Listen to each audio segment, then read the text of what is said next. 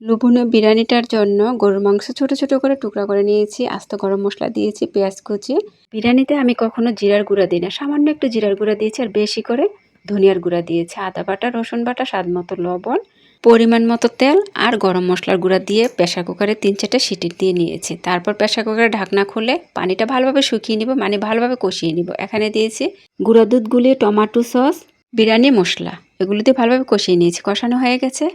আরেকটা কড়াই বসিয়ে দিলাম, পরিমাণ তেল দিয়ে পেঁয়াজ কুচি দিয়েছি, আস্ত গরম মশলা। পেঁয়াজটি একটু ব্রাউন হয়ে আসলে ধুয়ে রাখা চালগুলো দিয়ে দিলাম। তারপর স্বাদ মতো লবণ, আদা বাটা, রসুন বাটা আর কিছু কাঁচামরিচ দিয়ে ভালোভাবে ভেজে নিয়েছি চালগুলো। তারপর কষানো মাংসটা দিয়ে দিলাম।